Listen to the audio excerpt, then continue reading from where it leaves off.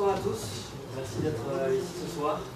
Voilà, donc on fait un meet-up sur le Lightning pour répondre aux problèmes de scalabilité de la blockchain Bitcoin. On avait eu un meet-up la dernière fois avec Laurent Sala et Nicolas Baca pour expliquer un petit peu ces problèmes-là.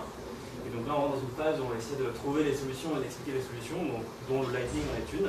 Et qui de mieux que Fabrice Drouin, CTO de la 5 pour discuter de cela. Donc on a des champions français qui travaillent sur ce problème. Et donc je laisse la parole à Fabrice pour nous expliquer tout ça. Merci. Merci. Bonjour à tous. Pour nous faire une petite idée du public, est-ce que tout le monde a des bitcoins? Oui. Est-ce que tout le monde a des bitcoins? Si je vous parle de choses un peu plus techniques comme les ETXO et les scripts, est-ce que ça vous parle un petit peu ou est-ce que les ETXO vous avez quelque chose? Ok. Donc, Lightning, le réseau Lightning sur lequel on travaille, c'est une surcouche qui fonctionne au-dessus de Bitcoin. C'est pas donné sur Bitcoin. Il ne peut pas exister sans Bitcoin en dessous. On appelle ça souvent layer 2. Et ça permet de faire des choses qui ne sont pas possibles à faire avec Bitcoin directement, c'est-à-dire des paiements qui sont instantanés, avec des fils qui sont très vite, et surtout d'avoir un nombre à peu près illimité de paiements, d'avoir un flux de paiements à peu près illimité, ce qui est très compliqué à faire sur la blockchain. Tout ça en restant trustless, c'est-à-dire que Lightning fonctionne sans tiers de confiance, exactement comme Bitcoin. C'est une surcouche qui a des propriétés un peu différentes, qui fait des compromis différents, qui reste trustless et qui apporte un énorme gain en termes de scalabilité, en particulier en termes de flux de transactions.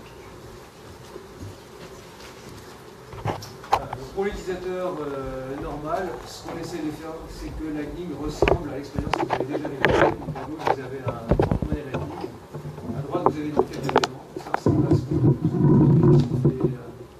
des porte-monnaies Bitcoin et des QR codes Bitcoin. Donc, nous, on fait en sorte que pour l'utilisateur, l'expérience Lightning soit la plus simple possible et la plus proche de ce que vous connaissez déjà, même si le fonctionnement est assez différent en dessous.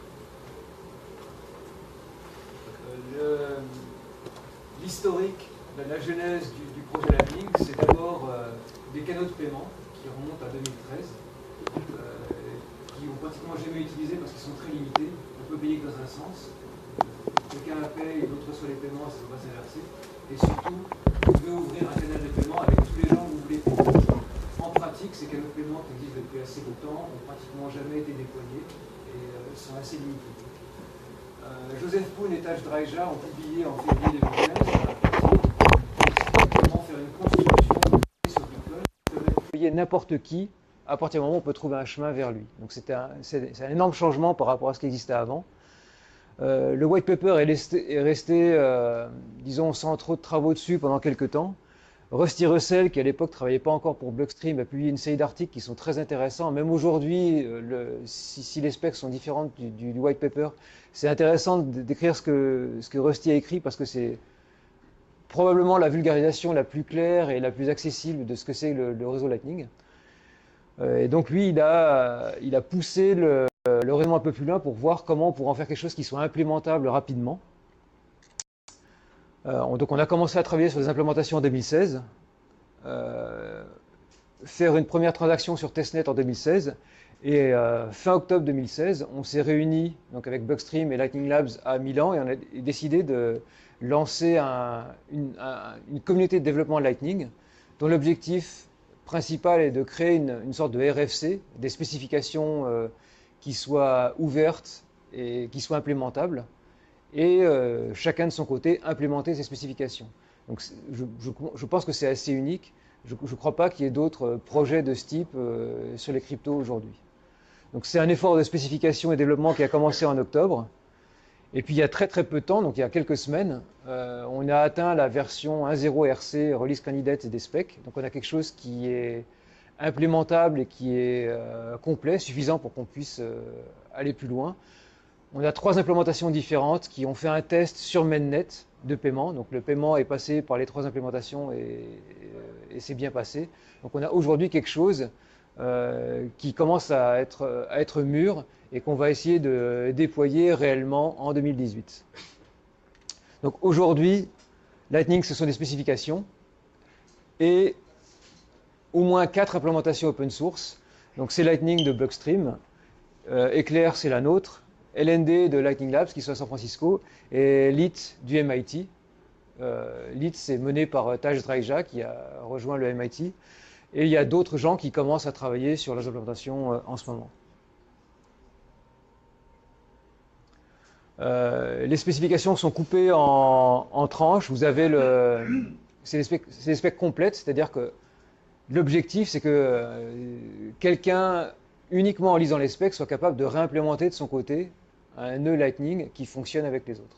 Donc ça couvre les formats binaires de messages échangés sur le réseau, le protocole de routage en oignon, que je détaillerai un peu tout à l'heure, comment est-ce qu'on trouve les autres nœuds et comment est-ce qu'on construit quelqu'un, et un nouveau format de requête de paiement. Donc tout ça, c'est sur GitHub. Alors j'ai passé très rapidement sur les blocs de base qui sont dans Bitcoin. Et je vais essayer d'écrire ce qui pour moi est important sur Bitcoin et ce qui a servi de base à la construction du réseau Lightning. Donc Bitcoin, vous connaissez tous, c'est du cache numérique qui fonctionne sans tiers de confiance et qui, dans le mode le plus simple, fonctionne comme ça. Si j'affiche un QR code, alors je crois que c'est un vrai QR code qui pointe sur une vraie adresse chez moi, vous pouvez me payer. Je ne sais pas qui vous êtes, vous ne savez pas forcément qui je suis. Je n'ai pas besoin de faire confiance à qui que ce soit, et au bout d'un certain temps, donc typiquement quelques dizaines de minutes, j'aurai les fonds que vous m'avez envoyés. Et moi, je suis responsable de mes clés privées, ce sera à moi de protéger mes clés privées. Bitcoin, ça fonctionne comme ça aujourd'hui. Et l'architecture de Bitcoin, d'un point de vue technique, pour moi, elle repose sur ces 3 éléments-là, la blockchain, alors tout le monde a entendu parler de la blockchain, des UTXO, qui sont un petit peu le modèle des pièces dans Bitcoin. L'argent dans Bitcoin n'est pas représenté sous le biais ou de pièces, il est représenté sous forme d'UTXO. Et le script. Donc dans Bitcoin, il y a un langage de script, un langage de smart contract, qui n'est pas forcément extrêmement évolué, mais qui permet de faire pas mal de choses, et notamment qui permet de faire des choses comme Lightning, qui sont déjà assez productives. Donc pour moi, ces 3 choses-là, c'est les piliers de Bitcoin. Et si vous vous intéressez à Bitcoin techniquement, c'est intéressant d'aller plus loin que la blockchain et regarder comment fonctionnent les UTXO et comment fonctionne le langage de script. Une fois que vous avez compris ça, ça va vraiment éclaircir votre vision de ce que c'est que Bitcoin, comment ça marche et ce qu'on peut faire avec. Donc je vais passer très vite sur la blockchain. Donc ça, tout le monde le sait. Ce sont des blocs qui sont liés entre eux. Chaque bloc a un pointeur vers le bloc précédent. Et il y a un mécanisme de proof of work, c'est-à-dire que le hash du header du bloc doit être plus petit qu'une certaine valeur. Donc ça, je pense que tout le monde le sait. Les transactions. Alors, qui ne sait pas du tout ce que c'est que les UTXO? Levez la main, s'il vous plaît. OK. Donc, les transactions Bitcoin ont un modèle un petit peu particulier. Le modèle classique auquel on est habitué, c'est le modèle des comptes. Donc, les comptes ont un identifiant unique, et puis je peux rajouter ou enlever de l'argent sur un compte. C'est comme ça que fonctionnent la plupart des systèmes bancaires, et c'est aussi comme ça que fonctionne Ethereum. Bitcoin a un modèle qui est assez différent. Les transactions sont chaînées entre elles. Chaque transaction a des entrées qu'elle dépense et des sorties qui créent de nouveaux UTXO. Donc si je veux dépenser un UTXO, c'est-à-dire une sortie qui est disponible, je crée une transaction, je dépense mon UTXO et je crée un nouvel UTXO. Donc ça a l'air un petit peu compliqué comme ça, mais c'est quelque chose qui a beaucoup d'avantages en termes de système, et notamment c'est une constante qu'on retrouve souvent dans Bitcoin. Ça permet de faire en sorte que le système soit assez facile à implémenter et à raisonner. Donc je parle, si vous voulez construire un nœud Bitcoin, par rapport à l'utilisation. C'est assez compliqué de faire un wallet Bitcoin, en particulier à cause de ça, mais c'est assez facile de comprendre comment fonctionne un nœud Bitcoin et les règles qu'il doit suivre pour, en gros, à partir d'un UTXO et d'un nouveau bloc qui arrive, créer un nouvel ensemble d'UTXO. Donc ça a des propriétés qui sont assez intéressantes. Et dans une transaction, vous avez des entrées et des sorties, et les entrées et les sorties ont des scripts. Donc le script des sorties, on appelle ça un script de clé publique, et le script des entrées, on appelle ça un script de signature. Pourquoi? Parce que les sorties, on les dépense, et donc quand vous créez une sortie, vous allez fixer les conditions qui permettent de la dépenser en renseignant sur le script de clé publique. Le script de clé publique le plus simple possible, c'est juste public, mais ça peut être beaucoup plus compliqué que ça. Et quand vous dépensez un UTXO, donc quand vous le référencez dans une entrée, vous allez fournir un script de signature. Là encore, le script de signature basique, c'est juste une signature, mais on peut faire des choses plus évoluées que ça. Et c'est là-dessus que la plupart des implémentations un petit peu avancées sur Bitcoin fonctionnent.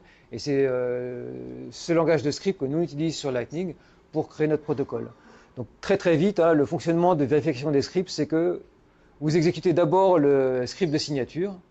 Ça vous donne une pile de valeurs. Le langage de script de Bitcoin, c'est un langage qui manipule des piles, un petit peu comme le force. Donc, par exemple, l'addition, c'est je dépile les deux derniers éléments de la pile, je les ajoute et je les rajoute sur la pile. Donc c'est extrêmement simple et c'est très facile de raisonner statiquement juste sur le code, sur ce que fait le script Bitcoin. Donc ce que vous faites pour vérifier une transaction, c'est vous exécutez le script de clé publique, de signature, pardon. Ça vous donne une pile. Vous exécutez sur cette pile le script de clé publique et à la fin, vous devez avoir une seule valeur qui vaut 1. Si c'est le cas, votre transaction est valide. Si ce n'est pas le cas, c'est que votre signature n'est pas bonne. Donc ça, ce sont des exemples de scripts. Le script le plus courant, celui qu'on retrouve dans la plupart des transactions, c'est celui-là.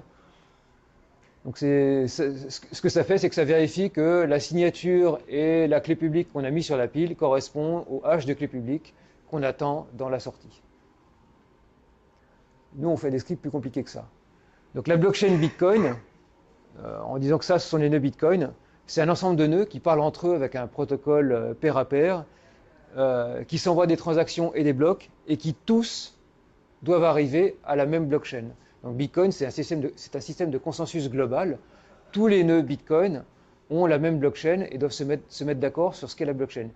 Et c'est de cette construction que viennent les problèmes de scalabilité de Bitcoin, puisque tout le monde voit toutes les transactions.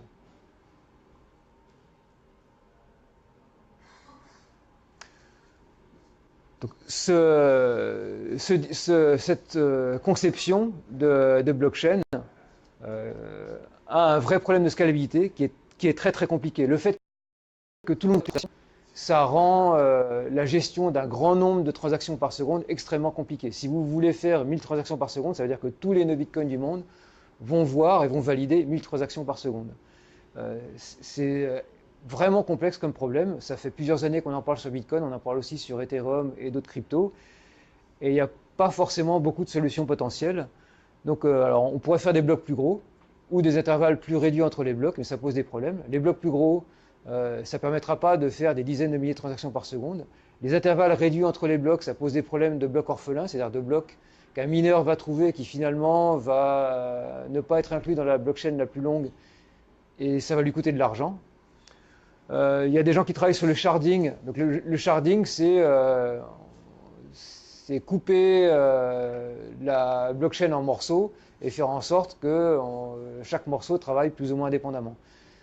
C'est assez compliqué à faire parce que si vous restez dans le même shard, en fait, ce que vous avez fait, c'est que vous avez créé N monnaies qui sont indépendantes. Donc vous retombez sur les mêmes problèmes à l'échelle du dessous.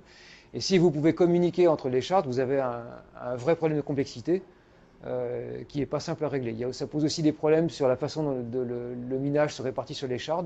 Donc ça fait longtemps qu'il y a des travaux dessus. Sur Bitcoin, ça n'a pas donné grand-chose. Sur Ethereum, je sais un peu moins. Je ne sais pas si quelqu'un a l'info là-dessus, mais je ne suis pas sûr que ce soit particulièrement avancé aujourd'hui. Et puis une autre piste qui est assez prometteuse, qui pour nous est la plus prometteuse, c'est ce qu'on appelle les surcouches des systèmes off-chain. Donc Lightning Network sur Bitcoin ou les state channels sur Ethereum, qui vont fonctionner en faisant l'essentiel de leurs transactions sans les publier. Et là, on peut retomber sur des problèmes plus classiques où on peut avoir des paiements qui sont indépendants les uns les autres et on n'est pas obligé de toucher à la blockchain et on peut avoir un gain énorme en termes de flux de transactions. Donc le principe de Lightning, c'est ça. Il y a d'autres problèmes pratiques qui se posent sur Bitcoin, enfin sur toutes les blockchains publiques. Vous avez le problème du temps de confirmation. Donc un paiement sur Bitcoin n'est pas instantané. Il faut attendre que les transactions soient confirmées un certain nombre de fois. Donc au final, si vous voulez être sûr d'être payé, il faut attendre. Donc, typiquement sur Bitcoin, on recommande 1 heure. Pour certains cas d'utilisation, ce n'est pas un problème. Si vous devez expédier du matériel, ce n'est pas forcément gênant. Si vous voulez payer votre café à côté, ça le sera un petit peu plus. Et vous avez aussi un problème sur les fees. Indépendamment du fait que les montants sont très élevés sur le Bitcoin aujourd'hui, les fees sur Bitcoin sont calculés en fonction du poids de la transaction en octets. Donc c'est peut-être un petit peu bizarre, mais c'est un peu le principe de la poste. Ce qui coûte cher à transporter sur Bitcoin, c'est les octets des transactions, parce que ils vont rester à vie à peine, ils vont passer sur le réseau. Donc en fait, un petit peu comme la poste qui vous facturera plus cher envoyer 1 kilo de plomb que 30 grammes de diamant, le réseau Bitcoin vous fait payer le poids des transactions que vous faites dessus. Donc ce que ça veut dire, c'est qu'une transaction à 1 million d'euros ou une transaction à 1 euro vont payer la même chose. C'est un peu problématique. Et ça fait assez longtemps qu'on ne peut plus faire de vrais micro-paiements sur Bitcoin.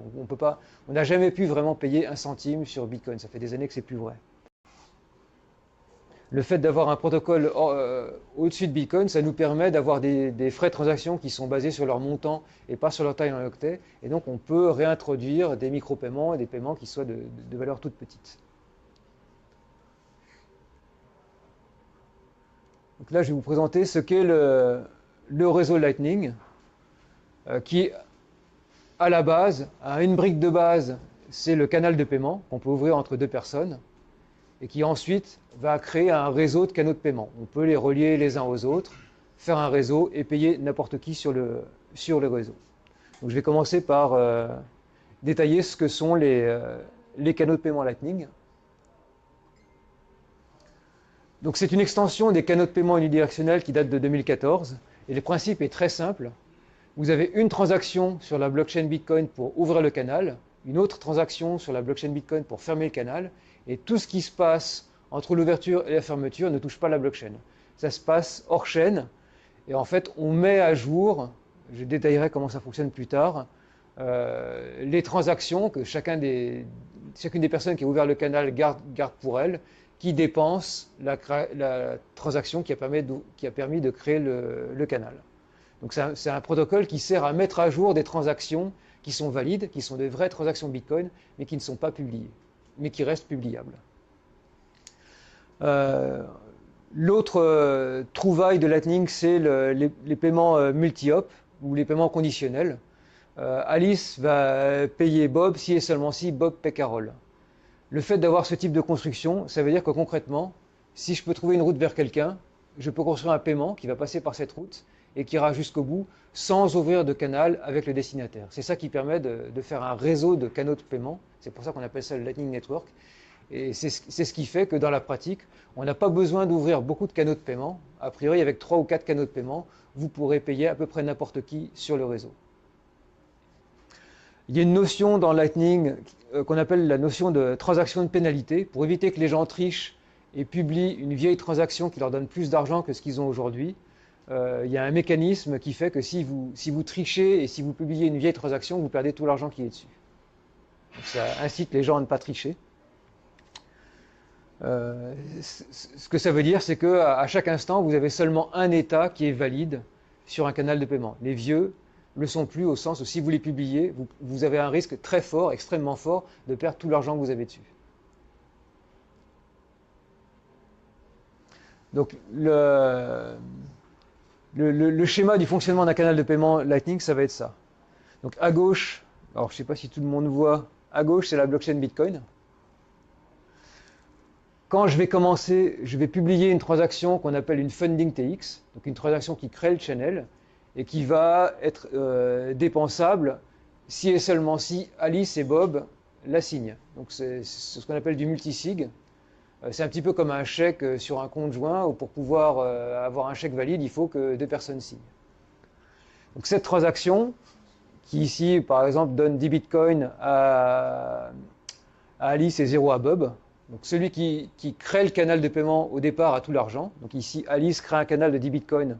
Au départ Alice a 10 bitcoins, Bob a 0. Et ensuite ils vont s'échanger des messages pour ventiler de façon différente comment eux récupèrent ces 10 bitcoins. Donc cette funding TX va sur la blockchain et quand on crée un canal de paiement, Alice et Bob vont tous les deux créer ce qu'on appelle une commit TX.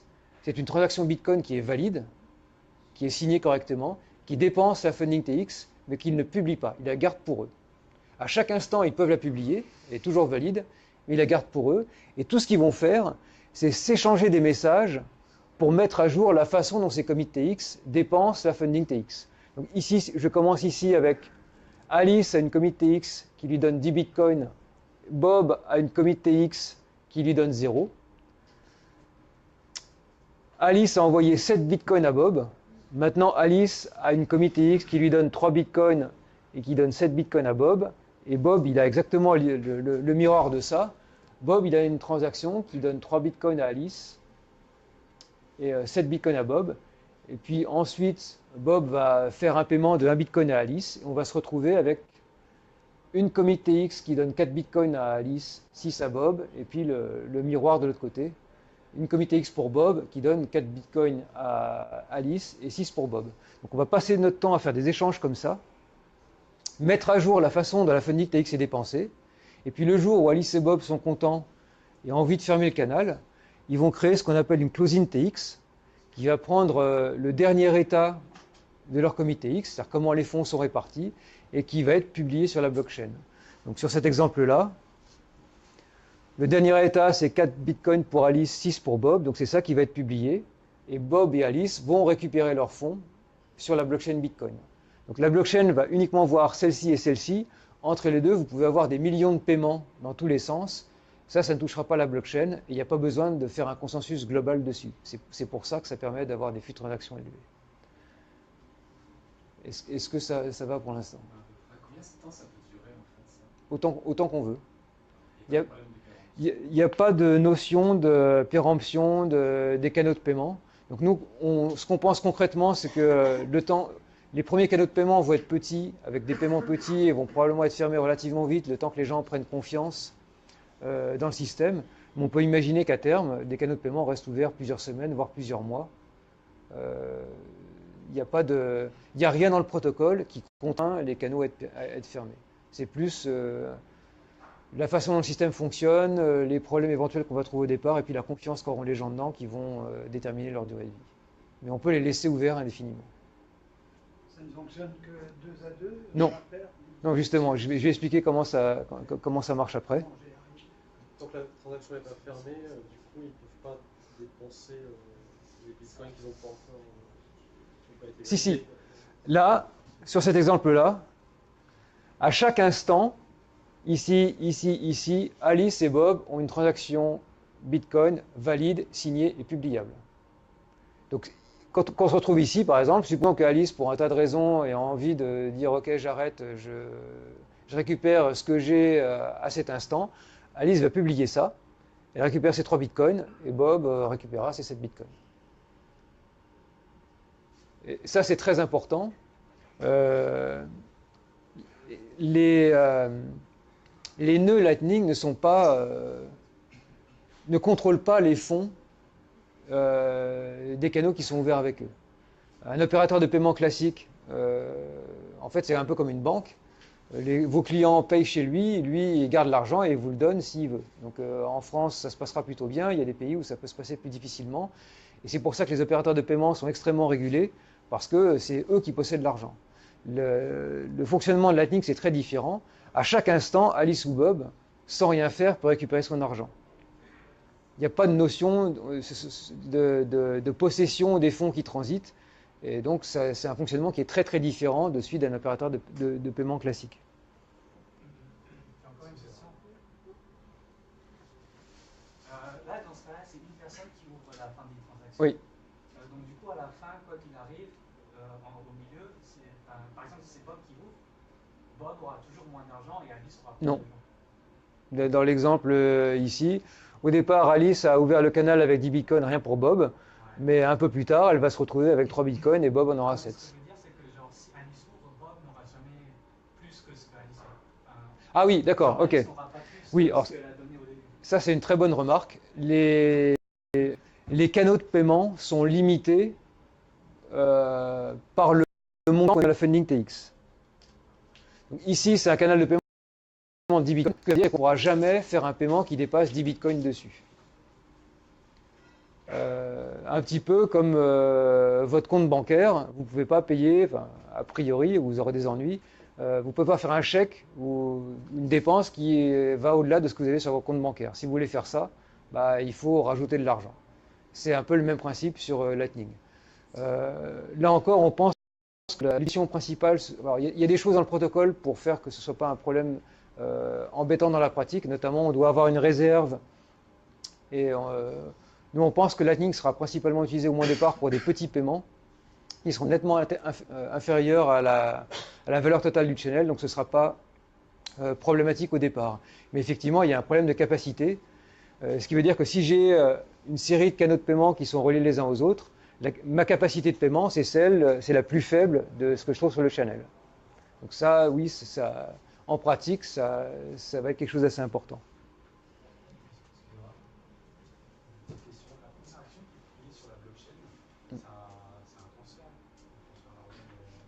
Non, bah, si on veut. Côté blockchain, Alice va créer une transaction multisig, dépensable seulement par elle plus Bob, et elle va échanger avec Bob des messages qui fait qu'elle a une commit TX valide, ce qui veut dire que si Bob disparaît, elle peut récupérer son argent. Oui. Oui. Donc là, il y a une slide qui va être peut-être un petit peu effrayante au départ, mais ce sera plus clair tout à l'heure. Donc ça, c'est la structure de la commit TX d'Alice et de Bob. Donc en entrée, vous avez notre fameuse funding TX. Alors là, on suppose que je suis Alice. Vous avez la sortie d'Alice, la sortie de Bob, et pour tous les paiements qui sont, on va dire, en transit, vous avez ce qu'on appelle des HTLC, je vais expliquer ce que c'est derrière. Donc, ce sont des paiements qui n'ont pas encore été résolus. Et il y a ceux que Alice a envoyés à Bob, il y a ceux que Alice a reçus de Bob. Et ce qu'on peut regarder, c'est que dans toutes les sorties de Bob, il y a ce qu'on appelle une clé de révocation. Ce que ça veut dire, c'est que si Bob a ses clés de révocation, il peut voler toutes les sorties. Donc celle-là, c'est déjà la sienne. Celle d'Alice, il la prend. Et celle de tous les HTLC, il la prend aussi. C'est ce qu'on appelle, c'est ça le mécanisme de transaction de pénalité qu'on a sur Lightning, qui fait que vous ne pouvez pas tricher. Vous pouvez pas dans l'exemple que j'ai mis précédemment,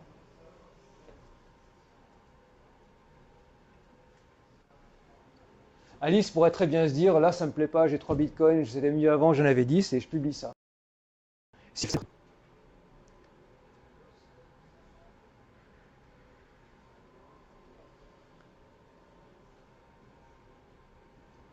Donc, le modèle de paiement qu'on trouve sur Lightning, c'est ce qu'on appelle Hashtime Locked Contract. Ça veut dire que donne de l'argent, si une image, tout le monde sait ce que c'est qu'une préimage. Qui ne sait pas ce que c'est qu'une préimage? Ok, qui ne sait pas ce que c'est qu'un hash? Très bien. Donc, un hash, une fonction qui est passive. Le hash, c'est la valeur que calcule la fonction, et la préimage, c'est l'entrée qui est dans la fonction. Et a priori, il est impossible de deviner la préimage si on vous donne le hash. C'est le principe qui est très utilisé dans Bitcoin notamment. Si je vous donne un hash, vous ne saurez jamais, jamais, jamais, à moins d'essayer de faire un nombre de brute forcé, vous ne pourrez pas retrouver la préimage qui correspond. Donc le modèle de paiement qu'on a sur Lightning, c'est ça. Je donne de l'argent en échange d'une préimage. Et comme les gens à qui on parle peuvent arrêter de répondre ou disparaître ou arrêter leur nœud, au bout d'un certain temps, on récupère son argent. Donc un paiement Lightning, c'est ça. Je te donne de l'argent contre la préimage de hash, mais si au bout d'un certain délai, j'ai rien reçu, je récupère mon paiement. Donc hash, parce que c'est basé sur des hashes. Time locked, parce qu'il y a un délai pour faire le paiement, et après ce délai, celui qui a initié la requête de paiement récupère son argent, si l'autre arrête de répondre, par exemple. Et donc pour faire simple, un paiement Lightning, c'est un montant, un hash de paiement, et puis un délai d'expiration. Ça, c'est à quoi ressemble une requête de paiement. Donc en fait, vous avez un format qui est qui ressemble un petit peu à du base 58, mais c'est pas ça en fait, ça s'appelle Bec32. C'est une proposition de Peter Villeux qui vient d'arriver sur Bitcoin et que nous utilise sur Lightning aussi. Et dans cette requête de paiement, vous avez la description de ce que vous voulez acheter, donc ici c'est du café, le hash de paiement, l'identifiant du nœud vers lequel vous devez envoyer votre requête, et le montant. Donc en scannant ça, moi je sais ce que je dois payer, je connais le hash de paiement et je sais à qui je dois l'envoyer.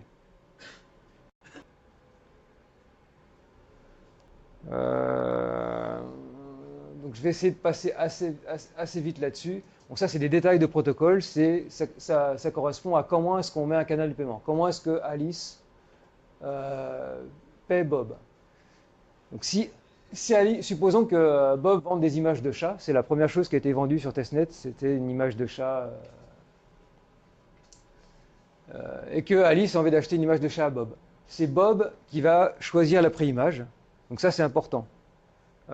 Celui qui choisit la préimage, c'est celui qui veut être payé. Et quand il va recevoir la requête de paiement, il va envoyer la préimage correspondante. Et il va hacher cette préimage et il va l'envoyer à Alice. Ça, c'est hors protocole. Ça peut être un QR code à scanner, ça pourrait être un SMS, ça peut être n'importe quoi. Alice va se retrouver avec un message de Bob qui dit « Envoie-moi 2 bitcoins », ça fait cher l'image de chat, pour la préimage de H. Et ensuite, Alice va lui envoyer une proposition de paiement pour 2 bitcoins avec ce hash. Donc elle va transformer sa commit TX, 6 pour Alice, 4 pour Bob, en 4 pour Alice, 4 pour Bob, et puis un paiement qui apparaît de bitcoins pour Bob. Elle va signer cette nouvelle transaction. Donc Alice, ce que doit faire Alice, c'est faire en sorte que Bob ait toujours une transaction valide, et ce que doit faire Bob, c'est faire en sorte que Alice ait toujours une transaction valide. Donc en fait, quand on échange des signatures sur le réseau Lightning, on échange les signatures pour la transaction de la personne qu'on a en face. Donc Alice va envoyer une signature pour cette nouvelle commit TX pour Bob, qui inclut un paiement. Bob va lui renvoyer son secret de révocation qui permet de voler l'argent de son ancienne commit TX.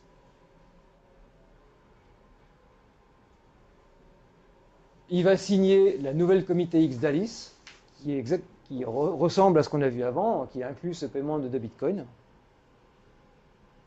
Alice va lui envoyer son secret de révocation qui veut dire que maintenant son ancienne commit TX ne sera plus valide.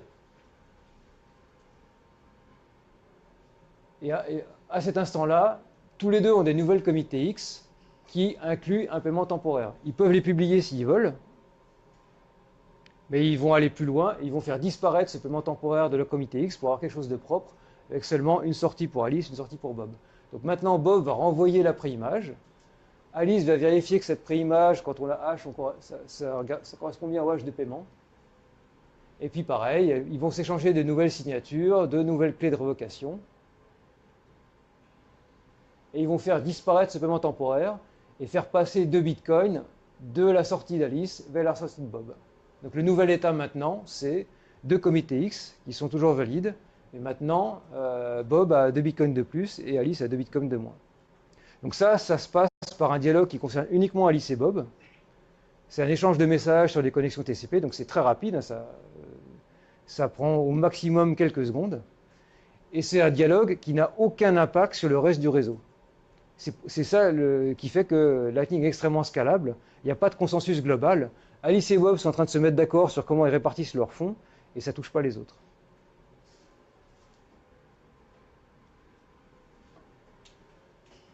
Alors, il y a plusieurs façons de fermer un canal de paiement. La façon la plus simple, c'est Alice et Bob se mettent d'accord pour fermer le canal. Ils nettoient tous les paiements qui n'ont pas encore été traités. Ils se mettent d'accord sur une transaction de fermeture, ils la publient, et puis chacun récupère ses fonds et peut les dépenser instantanément. Donc ça, c'est a priori le cas nominal. Les deux sont toujours vivants et se mettent d'accord sur la fermeture d'un canal. Maintenant, qu'est-ce qui se passe si un des deux, Bob arrête de répondre, ou Bob commence à renvoyer n'importe quoi sur le réseau ou autre chose? Alice peut très bien décider de fermer son canal toute seule. tout ce qu'elle a à faire, c'est publier sa commit TX courante, c'est tout. Bob n'a pas, il n'y a pas d'action à avoir de Bob. Bob ne détient pas les fonds ou il ne peut pas bloquer la sortie Alice. La seule petite différence, c'est que quand Alice fait une fermeture unilatérale, sa sortie a un petit délai. Ce délai, il sert à, si jamais elle triche, à ce que Bob puisse utiliser les clés de révocation et voler son argent. Donc elle ne va pas récupérer ses fonds immédiatement. Typiquement, elle va les récupérer quelques blocs plus tard. A priori, ce sera peut-être de quelques heures à une journée plus tard. Donc si je ferme unilatéralement un canal de paiement, je ne vais pas récupérer mes fonds sur la blockchain tout de suite, il faudra attendre quelques heures. Il y a des petites contraintes si jamais il reste encore des paiements, si je suis encore dans cet état-là. Il faut aussi que je récupère les HTLC qu'on m'a envoyé. Il faut que je récupère les HTLC que j'ai envoyés pour lesquels j'ai pas de récompense et qui ont time-outé. Donc c'est un petit peu plus complexe. Mais Alice a toutes les signatures et tous les éléments dont elle a besoin, donc elle pourra faire ce travail. Ça sera juste un peu plus. Et puis il y a un cas qui intéresse tout le monde, c'est qu'est-ce qui se passe si quelqu'un triche. C'est-à-dire que si quelqu'un publie une vieille commit TX.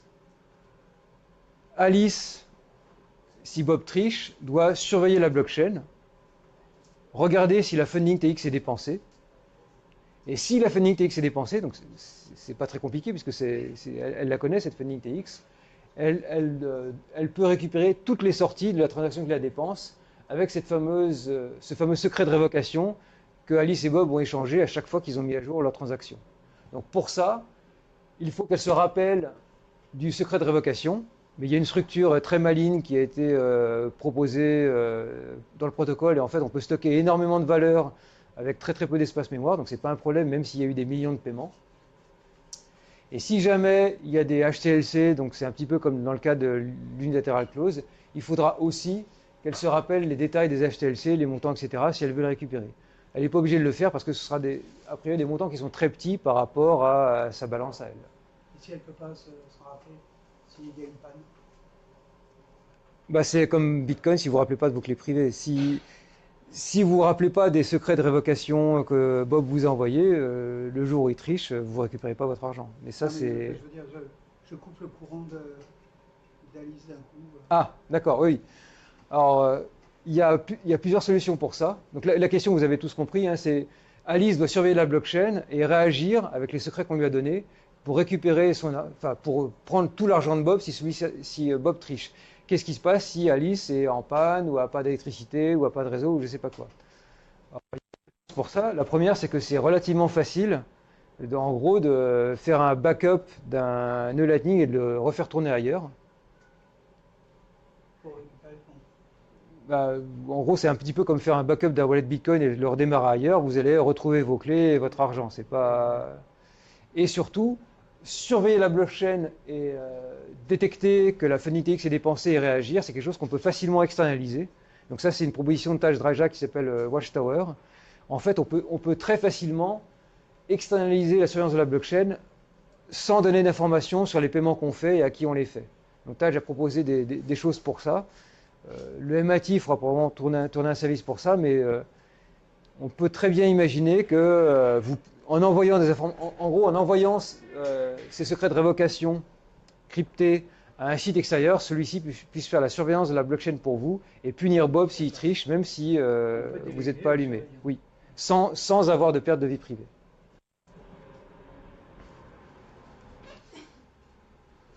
Donc si je reviens sur la commit TX dont je parlais tout à l'heure, bah le rôle de la clé de révocation, il est clair, hein, c'est permettre de faire ce qu'on vient de voir avant, c'est permettre de voler toutes les sorties si quelqu'un triche. Le rôle du délai, c'est de faire en sorte que quand quelqu'un publie une transaction révoquée, l'autre personne ait le temps de la dépenser. Donc ce délai, il fait en sorte que si moi je publie cette transaction, cette sortie-là, je ne peux pas la dépenser tout de suite. Elle sera sur la blockchain, Bitcoin, tout le monde pourra la voir, mais moi, je n'y aurai pas accès.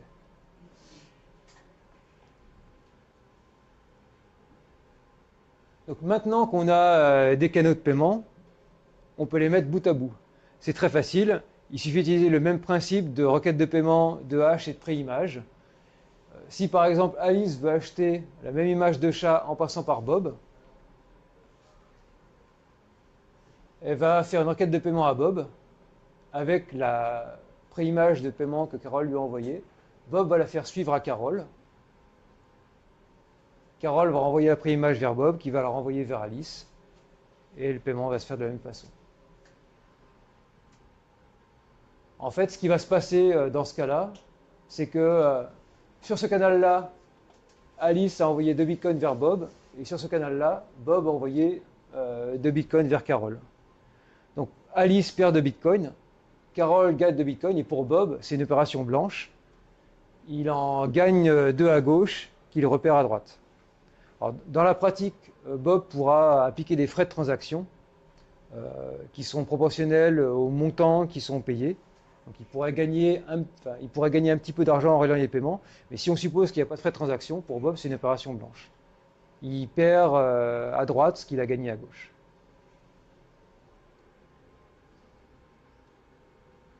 Donc, le réseau Lightning aujourd'hui sur testnet, il ressemble à ça. Et si vous faites partie de ce réseau, vous pouvez payer n'importe qui à partir du moment où vous trouvez un chemin vers cette personne. Et alors, ce graphe-là, il est complètement connecté. Donc là, n'importe quel nœud de ce graphe peut payer n'importe quel autre nœud. Sans avoir ouvert de canal spécifiquement avec cette personne. Donc, on voit, si je suis là, je vais payer celui-là. Je fais comme ça. Et c'est ce qui fait vraiment l'attrait de Lightning par rapport aux solutions de canaux de paiement de 2013, c'est que vous n'avez pas besoin d'ouvrir un canal de paiement avec tout le monde. J'imagine qu'il y a plusieurs routes possibles. Oui. Dans ce cas, est-ce que si l'intermédiaire met des fees ou pas, on aura possible de choisir? Exactement. C'est vraiment cher. Oui. Alors, je vais y venir là-dessus, mais c'est exactement ça. Lightning utilise du source routing et ce qu'on appelle du routage en oignon. Donc le routage en oignon, c'est un peu comme ce qu'on voit sur Tor, par exemple, pour les gens qui connaissent Tor. C'est que si je veux envoyer un message à D, je vais le crypter pour D. Alors j'envoie un message à D en passant par A, B et C. Je crée mon message, je le crypte pour D, et puis je rajoute une couche de cryptage pour C. Et par-dessus, je rajoute une couche de cryptage pour B, puis une couche de cryptage pour A. J'envoie le message à A, qui va peler son oignon, enlever sa couche à lui, et puis le passer à B, et ainsi de suite. Ça permet de faire des transferts qui sont complètement cachés, ils sont complètement cryptés. Et ça fait en sorte que les gens qui relaient les paiements ne savent pas d'où ils viennent et où ils vont aller. Et c'est la source qui calcule la route. Et donc en particulier, alors je vais y venir après, mais la source va a priori calculer la route qui est la moins chère pour elle pour faire ses paiements. Donc en gros, ce que ça donne, c'est ça. Le nœud bleu ici qui relaie un paiement, il ne sait pas où il est dans la route. Tout ce qu'il sait, c'est que le paiement vient de là, il va aller ici. Il ne sait pas qui est l'émetteur, il ne sait pas quel est le destinataire. Aujourd'hui, il connaît le montant et la préimage. Il y a des évolutions prévues dans le protocole pour que même ça soit caché plus tard, donc on ne puisse plus du tout faire de corrélation sur les préimages. Sachant que les nœuds qui ne participent pas à ce paiement ne voient rien du tout. Donc en termes de protection de la vie privée, il y a a priori, il y aura des garanties beaucoup plus fortes sur Lightning que sur Bitcoin. Bitcoin, où tout est traçable, et si on ne fait pas attention, c'est relativement facile de trouver sur une transaction quelle est l'adresse de change, et donc de la relier aux adresses qui sont en entrée, ainsi de suite. On peut faire beaucoup de choses sur l'analyse de la blockchain Bitcoin. Ce sera beaucoup plus compliqué sur Lightning, parce que les nœuds qui ne participent pas au paiement ne voient rien. Et parce que les transactions ne sont pas écrites. Elles ne seront pas disponibles pour tout le monde.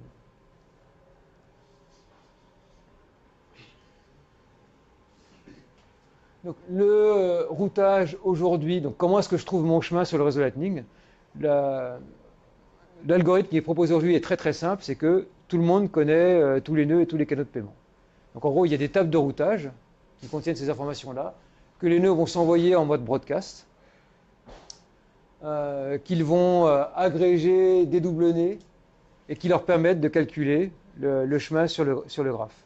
Donc, pour reprendre l'exemple que j'ai ici, chaque nœud du réseau Lightning aujourd'hui a cette vision-là, il a cette carte localement. Donc quand il veut faire un paiement, quelle est la meilleure route possible, il va créer son oignon et puis il va l'envoyer sur cette route. Donc ça, on sait que c'est un système qui posera des problèmes quand il y aura beaucoup de nœuds, mais ça veut dire que Lightning aura déjà pas mal marché et c'est plutôt un problème qu'on aimerait bien avoir. Il y a aussi des choses qu'il faut savoir, c'est qu'on n'est pas obligé d'annoncer tous les nœuds. En particulier, les nœuds terminaux, s'ils ne relaient pas de paiement, et on pense que ça peut être le cas pour les téléphones, pour les applis mobiles, il n'y a pas besoin d'annoncer leur canaux de paiement. Donc, tous ceux qui sont au bout, on peut très bien les enlever. Dans une requête de paiement, vous pouvez mettre des morceaux de route. Donc, celui-là a l'air bien connecté. Supposons que ce soit un nœud marchand qui reçoit beaucoup de paiements. Il pourrait très bien dire, quand il veut être payé par quelqu'un, rajouter des morceaux de route pour aller ici, pour aller dans sa requête de paiement. Et donc ça permettra de trouver plus facilement une route vers lui. Donc il y a quand même beaucoup de choses à faire pour améliorer le système de routage qui est très très simple au départ, qui sera peut-être une limitation de Lightning s'il marche bien. Donc pour résumer Lightning, c'est un protocole qui est hors chaîne, qui est basé sur la mise à jour de la façon dont on va dépenser une Funding TX qui, elle, est sur la blockchain Bitcoin. Donc, j'ouvre le canal, je publie ma Funding TX, et ensuite j'échange des messages pour mettre à jour la façon dont les fonds qui sont dedans sont ventilés. Et quand je suis content, je ferme le canal. Et si quelqu'un triche, je lui prends son argent. Et je crois que c'est la dernière slide. Ah non! J'ai une illustration relativement simple sur le fonctionnement d'un paiement. Donc, ça, c'est notre wallet Android. Ça, c'est une requête de paiement.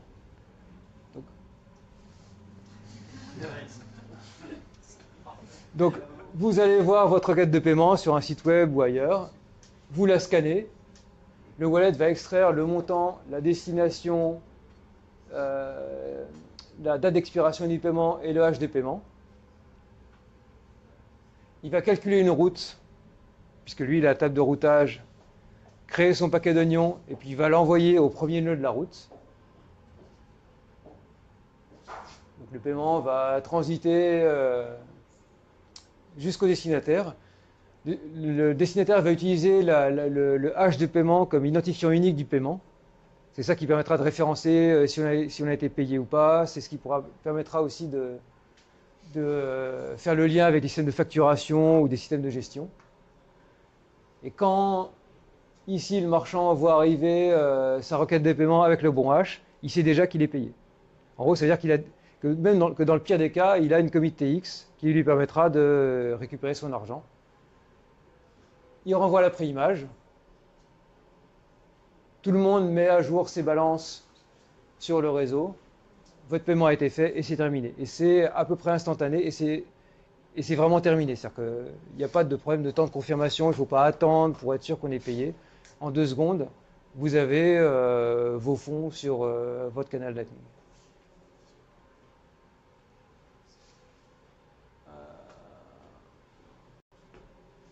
Ça nous amène à l'Internet de l'argent. C'est la phrase qu'avait trouvée Antonopoulos. Donc Bitcoin, c'est le Graal des monnaies numériques. C'est la première fois que quelqu'un arrive à faire une monnaie du cash numérique sans tiers de confiance. Il y a eu 2 expériences avant, mais qui étaient toutes centralisées. Mais c'est un énorme problème de flux. Toutes les blockchains ont ce problème-là. Et il y a aussi des problèmes de temps de confirmation et des problèmes de fees. Lightning, en se basant sur Bitcoin, avec une construction un petit peu différente et des compromis un peu différents, ça permet de faire des paiements qui sont instantanés, sans tiers de confiance, où il n'y a pratiquement pas de limite de flux. Donc on pourrait imaginer faire des milliers ou des dizaines de milliers de paiements par seconde. Il n'y a pas de limite de flux conceptuel pour Lightning. Avec quelques contraintes, c'est que d'abord vous devez être online pour recevoir de l'argent. Avec Bitcoin, je n'ai pas besoin d'être en ligne pour recevoir de l'argent. Le QR code que j'ai affiché au départ, si vous voulez m'envoyer de l'argent dessus, vous pouvez. Moi, j'ai vraiment rien à faire. Là, vous devez être online pour recevoir de l'argent. et vous devez monitorer la blockchain pour être sûr qu'on ne triche pas. Donc c'est une contrainte qui est externalisable avec le système de Watchtower dont je parlais tout à l'heure, mais voilà, ça fait partie des trade-offs un peu différents qui rendent Lightning possible. Mais c'est une des premières applications en surcouche de Bitcoin et qui montre qu'on peut faire des choses vraiment intéressantes sur Bitcoin avec son langage de script limité et tout ce qu'on veut pour avoir quelque chose qui peut vraiment changer la façon dont les paiements fonctionnent pour des biens numériques. Donc c'est la dernière slide. Ça marche sur les autres crypto-monnaies ou uniquement sur Bitcoin? Alors ça marche sur tous les clones directs de Bitcoin à condition qu'ils aient une solution pour la malléabilité. Donc, la malléabilité des transactions, c'est un problème, c'est un bug sur Bitcoin. En gros, vous ne pouvez pas connaître l'identifiant d'une transaction tant qu'elle n'a pas été incluse dans un bloc.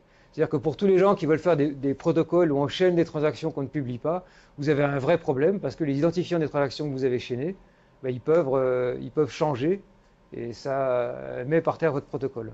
Donc Lightning, nous on a dû attendre que le SegWit soit activé avant de pouvoir en faire quelque chose qui soit vraiment déployable. Sur Bitcoin Cash par exemple, vous ne pouvez pas faire Lightning aujourd'hui. Ça ne marchera pas. Et personne ne regarde comment passer à travers les limitations que fait la malléabilité. Donc si vous n'avez pas de solution sur la malléabilité, vous ne pourrez pas le faire. Et il faut que vous ayez des primitives, les hash, les timeouts, etc., qui ressemblent à ce que vous avez sur Bitcoin. Donc Litecoin, c'est trivial de faire Lightning dessus. On a déjà fait une démo et je crois qu'on n'est pas les seuls. Mais sur quelque chose de très différent, il faut regarder.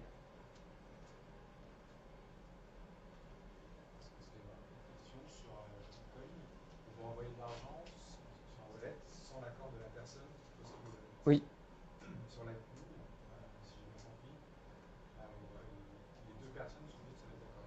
Oui. Mais ça pourrait être intéressant aussi de faire des paiements qui n'aient pas été sollicités. Donc il y a des idées pour ça. Il suffirait d'inclure la préimage dans la requête de paiement. On peut très bien imaginer faire des paiements qui ne sont pas sollicités. Mais il faudra une action de la part du récepteur. Même à partir de l'implémentation, j'ai bien compris, c'est clair. Mm. Même à partir de votre implémentation, il faudra quand même qu'il y ait un accord. Je ne sais pas si c'est une application qui est après sur ça, il faudra l'accord du récepteur. Oui, le récepteur doit être actif. Donc si vous ne voulez pas recevoir un paiement, non, vous ne le recevrez pas. À la différence de Bitcoin où effectivement, on peut s'amuser. Voilà. Bah, Imaginons qu'on ferme un canal qui a beaucoup de transactions, des millions. Est-ce que ça tient dans un bloc, dans la blockchain, et qui paye les frais de transaction alors, il n'y a pas des millions de transactions sur un... Il y a une transaction, une communauté X qui est valable à un instant T. Même si vous avez fait des millions de paiements, vous n'avez pas 1 million de transactions à publier. Donc sur un canal entre Alice et Bob, même si Bob et Alice se sont échangés des millions de paiements, il y aura une seule transaction à publier sur la blockchain pour sortir du canal. Il n'y a pas de... la taille n'augmente pas en fonction du nombre de paiements qui sont été faits. C'est complètement indépendant. À droite. Je me demandais à propos des atomic swap Oui. et du cross-chain, comment vous intégrez votre solution Lightning, comment ça s'intègre basiquement au système? Alors, l'atomic swap, ce que ça veut dire, c'est que j'échange par exemple du Bitcoin contre du Litecoin. Donc swap, atomique, au sens, alors c'est pas que ça brille dans la nuit, mais c'est que l'opération se fait complètement ou se fait pas du tout. On ne va pas s'arrêter en chemin avec les bitcoins qui sont partis et les Litecoins qui sont pas reçus. Donc ça c'est très facile. Il suffit de faire des HTLC sur les deux chaînes qui est le même hash de paiement. Tout simplement, c'est intégré comme c'est des transactions Bitcoin, ça fait en place. Ça pourrait être fait assez facilement. Il y a quand même un problème. C'est que au niveau du protocole, c'est facile à faire. Il faut quand même se mettre d'accord sur le taux de conversion. Donc, soit un message de plus, soit que les gens se mettent d'accord, mais si je vais échanger X Bitcoin contre Y Litecoin, il faut que moi j'ai un taux de conversion, et ça c'est complètement hors protocole. Est-ce que vous avez une idée du timing pour l'adoption de Mars? Et est-ce qu'en fonction de cette réponse que je donnerai, il y a une probabilité qu'une autre technologie comme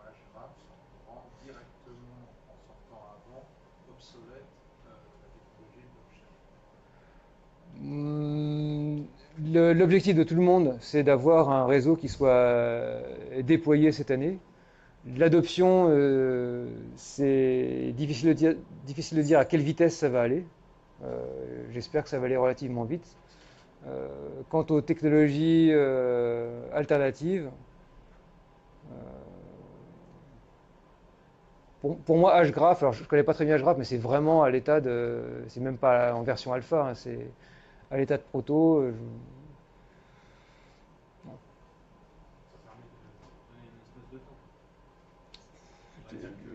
Je ne me suis pas préoccupé de savoir si on serait doublé par hgraph ou pas. Je pense personnellement, mais alors, évidemment je suis parti pris, que Lightning c'est la solution de scalabilité la plus intéressante pour les blockchains aujourd'hui. Mais bon. On voit plein de forks en ce moment et beaucoup disent qu'ils vont supporter le Lightning Network. Par contre, certains changent l'algorithme de hachage qui va derrière leur fork de Bitcoin. Comment ça se passe si on a Bitcoin, on a un algo de hachage Bitcoin, et si on se retrouve sur un fork qui se retrouve avec un algo différent, comment ça se passe au niveau de la propagation des... Alors, si l'algo de hachage, vous parlez de la proof of work. Bon, pour Lightning, on s'en moque complètement. Sur Bitcoin aujourd'hui, si vous changez uniquement le proof of work, juste ça, pour nous, il n'y a aucun changement à faire. C'est quelque chose qu'on ne voit pas. Par exemple, si on est sur Bitcoin, le chose de 636 là, pour l'algo de hachage, et si on va sur une autre... Mais d'ailleurs, Litecoin, c'est un autre algo de hachage. Hein. Litecoin, c'est script. Nous, quand on a fait notre démo sur Litecoin, on n'a pratiquement rien changé.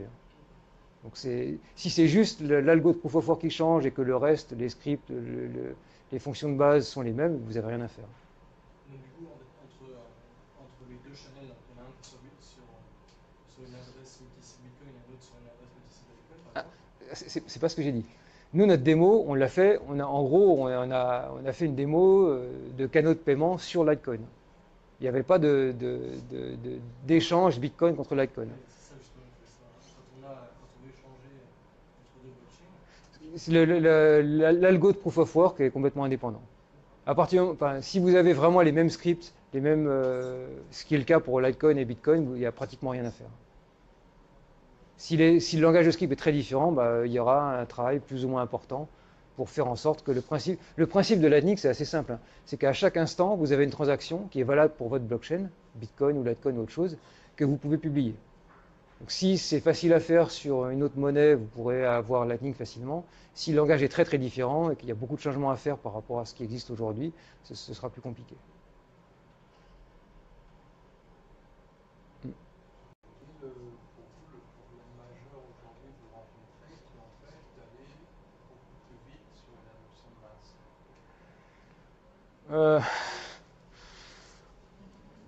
Il faut que c'est un projet qui est quand même relativement jeune. Le white paper il date de 2015, mais il n'y a pas eu de travaux vraiment avant fin 2015. La communauté de développement Lightning elle travaille surtout depuis un peu plus d'un an. Moi, je pense que ça va plutôt vite. Ce qui va motiver l'adoption au départ, c'est le fait qu'on arrive à livrer rapidement des outils qui sont fiables et que les gens ne perdent pas leur argent toutes les 5 minutes. Donc ça dépend plutôt de nous, mais je ne vois pas d'obstacle majeur à l'adoption de Lightning cette année. Parce que ça fonctionne déjà, c'est déjà. Alors, nous, on recommande pas de changer le logiciel et de le faire tourner sur mainnet. Je sais qu'il y a des gens qui font ça. Il y a aussi déjà des gens qui ont cloné soit ce qu'on a fait, soit ce qu'ont fait nos collègues pour le faire tourner sur d'autres chaînes. On pense que c'est pas encore mûr pour ça. Donc, si vous le faites, vraiment, c'est à vos risques et périls, mais ça devrait l'être assez rapidement. Mais là, on est en phase où on est interopérable avec les autres. Donc on peut vraiment faire... Dans le réseau que je vous ai montré, il y a des nœuds qui viennent d'un petit peu tout le monde. Dans le cas nominal, ça fonctionne. Ce qu'on est en train de regarder, c'est qu'est-ce qui se passe quand on a des problèmes. Enfin, il y a toute une phase de mise au point de debug. Et c'est ça qui va prendre un peu de temps en début d'année. Il n'y a pas de problème majeur, c'est juste une question de temps. Pour moi, il n'y a pas de problème majeur aujourd'hui. C'est qu'on n'a pas trouvé dans les spécifications de choses qui nous disent il faut revenir en arrière, il faut revenir au tableau noir et il faut recommencer. Ce sera plus des problèmes d'implémentation, des bugs, des choses qui fait que vous perdez votre argent, soit parce qu'on vous le vole, soit parce que la transaction n'est pas valide. Enfin, il n'y a pas les clés pour la dépenser, des choses comme ça, mais il n'y a pas de... en théorie, sur la théorie de Lightning, il n'y a pas de problème majeur aujourd'hui. Vous avez montré l'image du testnet, et on voit déjà quelques nœuds. Est-ce que vous ne pensez pas que ce serait possible que j'en ai des très gros nœuds dans le futur, qui ont des millions de paiements, enfin de sommets de paiement, et que ça ne va pas créer justement un network décentralisé, mais distribué, avec genre une dizaine de très gros nœuds qui peuvent router un peu partout? Il y aura forcément des nœuds plus gros que les autres. Le fait d'avoir des ressources matérielles, d'être connecté correctement, d'être online 24 heures sur 24, bah, c'est pas quelque chose qui est facile à c'est pas quelque chose qui est facile à faire chez vous. Comme tous les réseaux, les nœuds ne seront pas équivalents. Il y en aura des plus gros, des plus petits. Mais il y a une différence qui est énorme entre Lightning et le minage, par exemple, c'est qu'il n'y a pas d'effet de seuil, il n'y a pas de ticket d'entrée. Aujourd'hui, le minage est affreusement centralisé sur Bitcoin. C'est vraiment une toute petite poignée de gens qui contrôlent le minage. Et vous avez un ticket d'entrée qui est énorme. C'est-à-dire que, en théorie, vous pouvez tous miner chez vous si vous voulez. Ne le faites pas. Hein.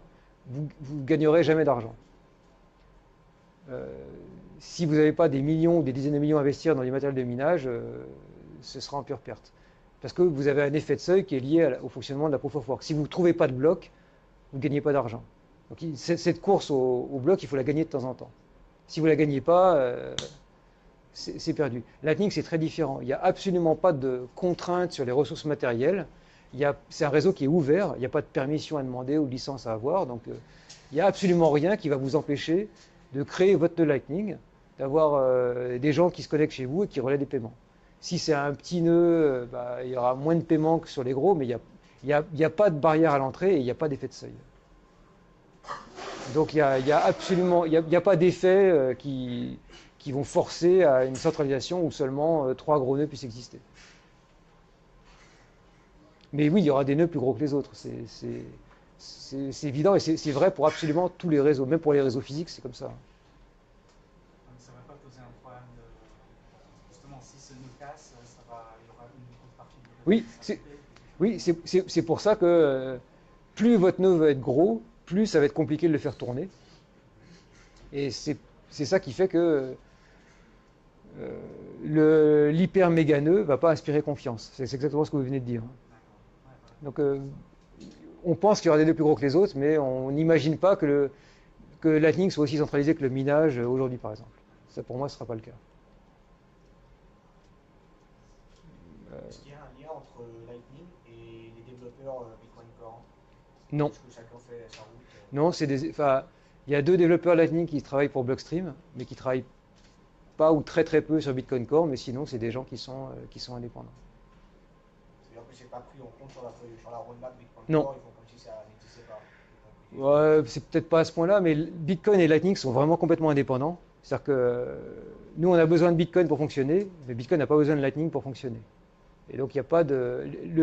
les nœuds, par exemple, alors, il y a parfois un peu de confusion. Les nœuds Lightning et les nœuds Bitcoin n'ont rien à voir. Ce n'est pas le même réseau pair à pair, ce ne sera pas les mêmes nœuds, ce ne sera pas les mêmes ressources. Et aujourd'hui, il y a relativement peu d'interaction entre la communauté des développeurs Core et la communauté Lightning.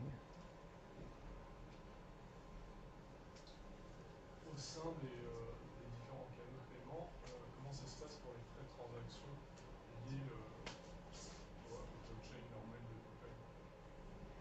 Est-ce que c'est au départ? Est-ce que c'est à la fin? Alors, c'est tout le temps, puisque comme quand vous vous connectez à quelqu'un pour un canal de paiement, vous allez échanger les frais qui vous paraissent admissibles sur la blockchain Bitcoin. Donc déjà, si vous n'êtes pas d'accord, vous vous arrêtez là. Si vous êtes d'accord, vous vous mettez d'accord sur les frais que vous allez payer pour la Funding TX pour qu'elle soit publiée. Pareil pour la Closing TX. Mais il se trouve que comme les frais Bitcoin peuvent évoluer assez fortement dans le temps, il y a un mécanisme de mise à jour des frais de la blockchain Bitcoin dans le protocole. Donc vous pouvez mettre à jour les frais qui vous paraissent acceptables et qui vont avoir un impact. Je vais revenir.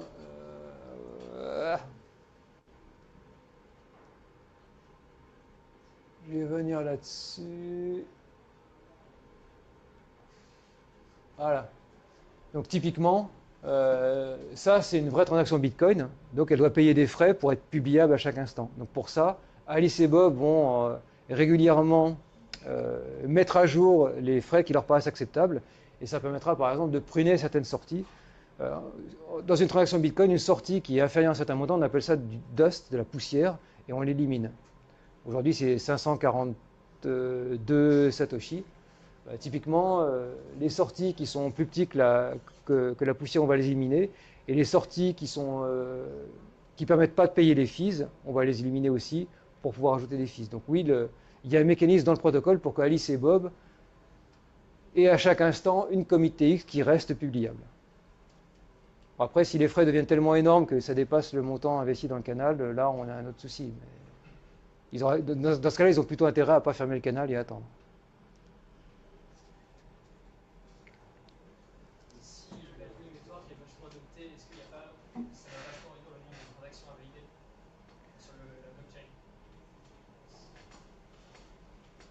Si c'est vraiment massif. Pas forcément. S'il y a moins de canaux, s'il y a quelques canaux, s'il y a... Je croyais que l'idée c'était justement de mettre toutes les transactions dans quelques canaux. Pourquoi ça n'ignorait pas? Il est très possible que Lightning, en gros, prenne une partie des transactions qui ont lieu sur la blockchain Bitcoin aujourd'hui, mais il est aussi très probable qu'elle concerne des cas d'utilisation qui ne sont pas possibles de toute façon avec Bitcoin ou avec autre chose aujourd'hui.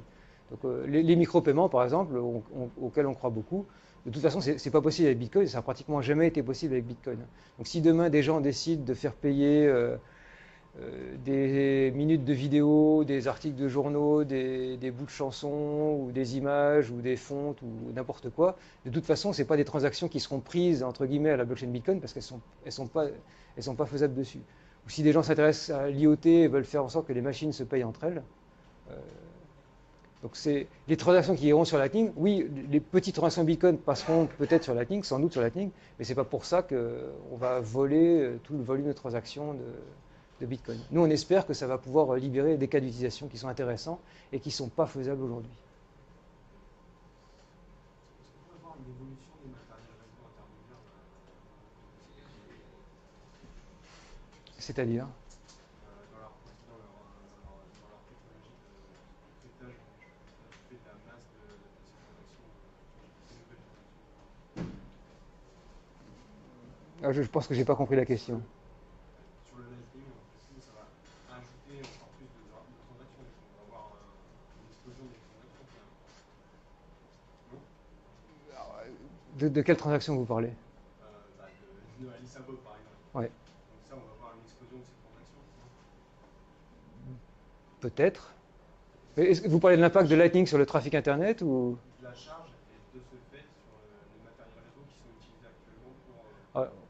Alors là, je pense que Lightning sur le trafic Internet, ce sera même pas l'épaisseur du trait, au moins pendant des années et des années. Je ne sais pas si vous voyez juste que YouTube vous représente en termes de trafic, mais non.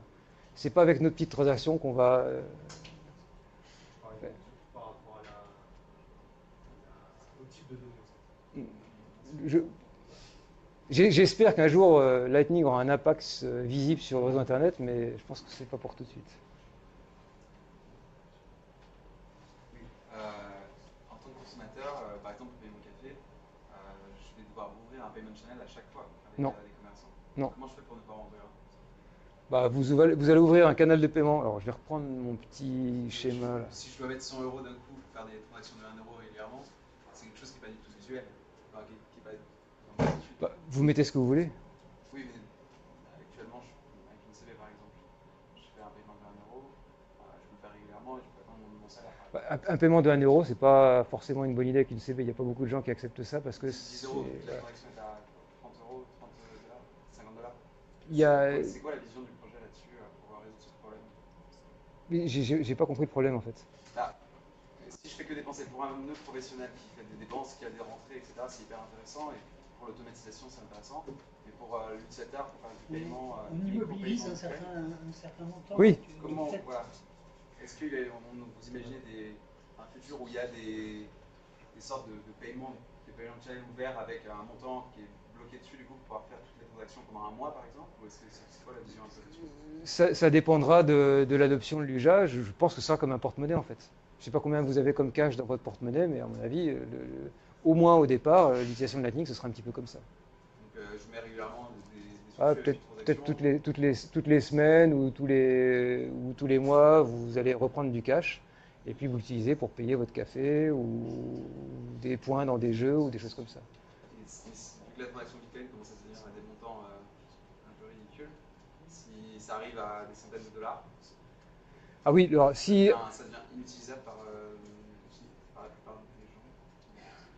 Oui, alors, effectivement, si le coût d'ouverture d'un canal Lightning, puisqu'il passe par l'application d'une transaction Bitcoin, devient rédhibitoire, oui, ça va avoir un impact fort sur Lightning. Si ça coûte 100 $ pour créer un canal Lightning, vous n'allez pas créer un canal Lightning avec 10 €. Je pense que c'est ça la question. Ouais. Oui, il faut que le montant qui est mis dans le canal soit quand même supérieur aux frais de transaction Bitcoin. S'ils deviennent énormes, oui, on va avoir un gros problème. Mais il n'y a pas que Lightning. Mais oui, alors effectivement, ça c'est vrai.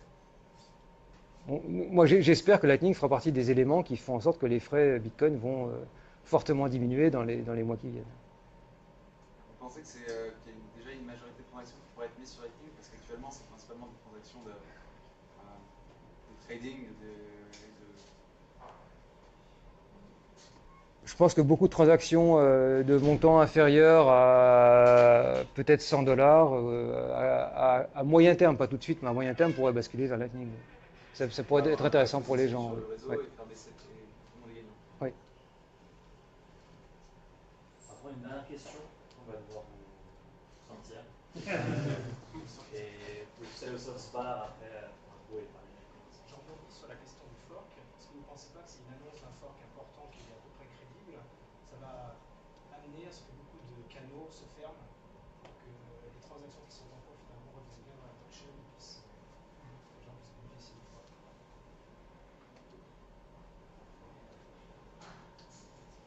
Peut-être. Je pense que s'il y a peut-être, mais je ne pense pas que les gens se précipiteront pour immédiatement. Enfin, supposons que quelque chose se passe comme pour Bitcoin Cash. Alors pour les gens qui n'ont pas suivi, quand Bitcoin Cash a forqué, les gens qui avaient des bitcoins avant se sont retrouvés avec des bitcoins sur les deux chaînes. Je ne pense pas que les gens, enfin, ça n'a pas été le cas des gens que je connais, soient précipités pour immédiatement échanger leurs bitcoins contre des Bitcoin Cash à l'époque. Tout le monde a regardé un peu voir ce qui se passerait, et je pense que ça se passerait comme ça aussi. C'est plutôt dans l'idée de je suis Zeus, j'ai 10 bitcoins, je commence à faire des transactions avec Bob, et donc de 10 bitcoins, je passe à 2 bitcoins, et Bob il a 8 bitcoins qui sont dans Lightning, mais qui ne sont pas sur place. Et Bob peut se dire, bah tiens, je préfère avoir les 8 bitcoins sur la blockchain vraiment, pour avoir accès au fork, plutôt qu'ils soient dans Lightning et que j'ai rien. Mais fermer un canal Lightning, c'est rapide. De toute façon, en pratique, dans le pire des cas, ce sera au maximum une journée pour récupérer ses fonds. Donc, je ne suis pas sûr que ce soit forcément un gros problème. Et les fonds ne seront pas bloqués pendant un mois, hein, si c'est ça l'inquiétude. C'est dans l'approche où ça peut un peu casser le réseau, puisque beaucoup de gens ont ce comportement mimétique de dire je veux mes bitcoins, du coup je casse, et du coup pendant quelques temps ça peut mettre sous contrainte le réseau. Oui, alors si 1 million de personnes décident de publier toutes au même moment une transaction, mais c'est déjà le cas avec Bitcoin aujourd'hui malheureusement, oui, vous avez un problème. Ok, merci beaucoup.